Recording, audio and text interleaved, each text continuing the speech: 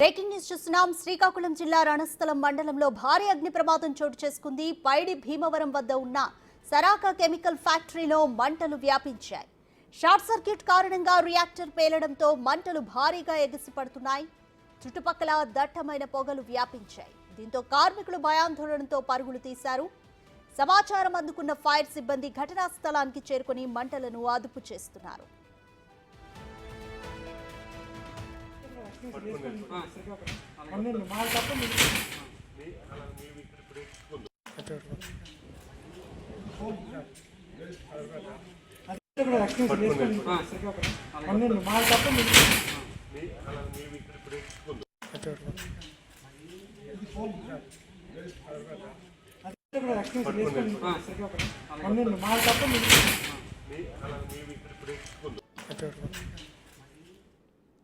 శ్రీకాకుళం జిల్లా రణస్థలం మండలంలో భారీ అగ్ని ప్రమాదం చోటు చేసుకుంది. పైడి భీమవరం వద్ద ఉన్న సరాకా కెమికల్ ఫ్యాక్టరీలో మంటలు వ్యాపించాయి. షార్ట్ సర్క్యూట్ కారణంగా రియాక్టర్ పేలడంతో మంటలు భారీగా ఎగిసిపడుతున్నాయి. చుట్టుపక్కల దట్టమైన పొగలు వ్యాపించాయి. దీంతో కార్మికులు భయాందోళనతో పరుగులు తీశారు. సమాచారం అందుకున్న ఫైర్ సిబ్బంది ఘటనా స్థలానికి చేరుకుని మంటలను అదుపు చేస్తున్నారు.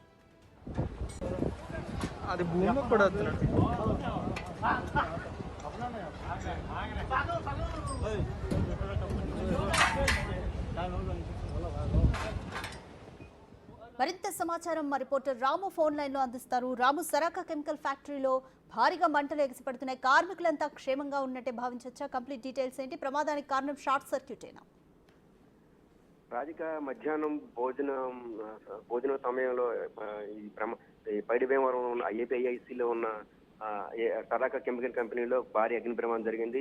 సరాకా కెమికల్ కంపెనీలో ముఖ్యంగా చూస్తే ఇక్కడ సిఎంహెచ్, పాంత్రాపోజిన్, ఆస్టిన్, టెడాలిక్ వంటి మందులు తయారవుతుంటే మధ్యాహ్నం 1:02 సమయంలో కార్మికులంతా భోజనకి వెళ్లే సమయంలో కూడా ఏదైతే సిఎంహెచ్ బ్లాక్ లో ఉన్న రియాక్టర్ లో లీకేజ్ జరిగిన తర్వాత ఒక్కసారిగా మంటలు వ్యాపించడంతో మొత్తం ఆ రియాక్టర్ అంతా పేలింది. పేలితో ఒకేసారిగా మొత్తం అంతా కూడా కంపెనీ మొత్తం అంతా కూడా ఒక్కసారిగా దట్టమైన పొగ అలముకొని ఇక్కడ అదే సమయంలో భోజనానికి వెళ్లిన కార్మికులంతా కూడా ఏం జరిగిందని ఒక్కసారిగా హఠాత్తుగా కూడా మొత్తం అంతా బయటకు పరుగులు తీశారు. చుట్టుపక్కల భారీగా పొగలు, దట్టమైన పొగ అలుముకోవడంతో మొత్తం చుట్టుపక్కల ప్రాంతం నివాసం ఉంటున్న ప్రజలంతా కూడా ఒక్కసారి భయాందోళనకు గురయ్యారు. ఎందుకంటే కెమికల్ ఎక్కడైనా చుట్టుపక్కల చాలా వరకు కూడా పెద్ద పెద్ద ఫార్మా కంపెనీలు ఉన్నాయి. ఎక్కడ ఏం జరిగిందో ఏంటనే ఉద్దేశం మీద అందరూ భయపడాల్సిన పరిస్థితి. ఎందుకంటే ప్రతి రియాక్టర్ లో కూడా కెమికల్ ఉంటుంది. ఆ కెమికల్ బయటికి పేలిన తర్వాత కూడా నివాస స్థలాల వైపు ఏమొచ్చినా సరే కొన్నిసార్లు ఆ ప్రజలకి ప్రమాదం జరిగే అవకాశం ఉండడంతో ఒక్కసారిగా, ఎందుకంటే గతంలో కూడా కొన్ని కంపెనీల్లో కూడా ఇటువంటి ప్రమాదాలు జరిగి కెమికల్ రియాక్షన్ జరిగి రియాక్టర్లు పేలడంతో చాలా వరకు కూడా కార్మికులు కూడా మరణించే పరిస్థితి. ఇదే నేపథ్యంలో కూడా చుట్టుపక్కల కంపెనీలో ఉన్న ఉద్యోగులతో పాటు చుట్టుపక్కల నివాసం ప్రజలంతా ఒకసారి భయాందోళనకు గురయ్యారు. ఏం జరుగుతుందని కూడా ఇళ్ల నుంచి బయటికి పరుగులు తీసే పరిస్థితి. ఇదే నేపథ్యంలో అక్కడ ఉన్న సిఎంహెచ్ బ్లాక్ లో అది రియాక్టర్ లీకేజ్ జరిగి ప్రమాదం జరిగినట్టు కూడా అక్కడ ఉన్న సిబ్బంది గుర్తించారు. వెంటనే భారీ స్థాయిలో మంటలు వ్యాపించడంతో సిబ్బంది అంతా కూడా అక్కడ ఉన్న ఫైర్ సిబ్బంది అంతా కూడా మేల్కొని దాన్ని ఇంచుమించుగా ఒక 2-3 గంటల సేపు ప్రయత్నించిన తర్వాత ప్రస్తుతానికైతే అది 15 గంట 20 నిమిషాల ముందు అది మొత్తం అంతా కూడా మంటలంతా అదుపు చేసినట్టు కూడా మనకి సమాచారం తెలుస్తుంది. ముఖ్యంగా కూడా రియాక్టర్ లో లీకేజీ వల్ల దరితోడు షార్ట్ సర్క్యూట్ కూడా తోడవడంతో ఈ ప్రమాదం జరిగినట్టు కూడా అక్కడ ఉన్న సిబ్బంది గుర్తిస్తున్నారు.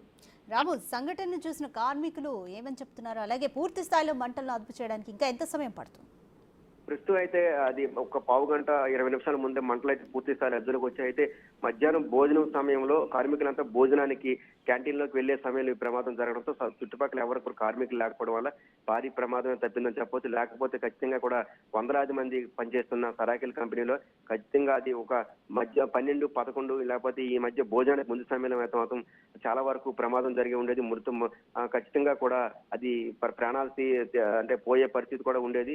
మొత్తం కార్మికులంతా కూడా భోజనానికి వెళ్లిన సమయంలో జరగడంతో చాలా వరకు ప్రమాదం తప్పిందని చెప్పవచ్చు. అయితే పూర్తి స్థాయిలో ప్రస్తుతానికైతే అక్కడ ఉన్న ఫైర్ సిబ్బందితో పాటు చుట్టుపక్కల ఉన్న కంపెనీల నుంచి కూడా ఫైర్లు సిబ్బంది రావడంతో అది ఇంచుమించుగా దాన్ని అదుపు చేయడానికి 1 నుంచి 2 గంటల సమయం పట్టింది. ప్రస్తుతం అయితే పూర్తి స్థాయిలో అదుపులోకి వచ్చింది. ఎవరికి ఎటువంటి ప్రమాదం జరగలేదు. కానీ ముఖ్యంగా కంపెనీలకు సంబంధించి కూడా గత కొన్ని సంవత్సరాలుగా కూడా అక్కడ ఉన్న కార్మిక సంఘాలన్నీ కూడా ఆందోళన వ్యక్తం చేస్తున్నాయి. ముఖ్యంగా పొల్యూషన్ కంట్రోల్ బోర్డుకు సంబంధించి కూడా అధికారులు ఎప్పటికప్పుడు కూడా దీన్ని పర్యవేక్షణ చేయకపోవడం, ముఖ్యంగా కంపెనీలకు సంబంధించి కూడా వాళ్ళు కూడా పూర్తి స్థాయిలో నాణ్యమైన వస్తువులు, నాణ్యమైన పరికరాలు వాడకపోవడం వల్ల ఇటువంటి లీకేజీలు జరిగి తరచూ ప్రమాదాలు జరుగుతున్నాయని ఎన్నోసార్లు పొల్యూషన్ కంట్రోల్ బోర్డుకి అధికారులకు చెప్పినా సరే పట్టించుకోకుండా తరచూ పర్యవేక్షణ లేకపోవడం వల్ల ఇటువంటి ప్రమాదాలు జరుగుతున్నట్టు కూడా కార్మిక సంఘాలు అయితే మండిపడుతున్నారు. ఇటువంటి వారి కంపెనీల పైన తరచూ కూడా మానిటరింగ్ చేసి అటువంటి కంపెనీలు ఏవైతే నాణ్యత ప్రమాణాలు పాటించిన కంపెనీలపై చర్యలు తీసుకుంటే ఇటువంటి ప్రమాదాలు జరగకుండా ఉంటాయి. ముఖ్యంగా చూస్తే కార్మికులు ఎంతో మంది కూడా ఇటువంటి నాణ్యత ప్రమాణాలు కంపెనీలు పాటించడంలో అక్కడ పనిచేస్తున్న సిబ్బంది,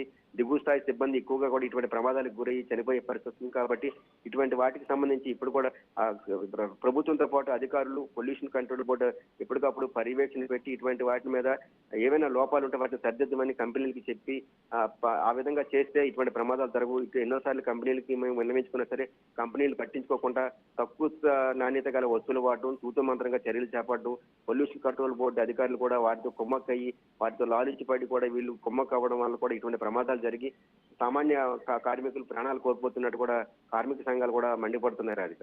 థ్యాంక్ యూ రాము.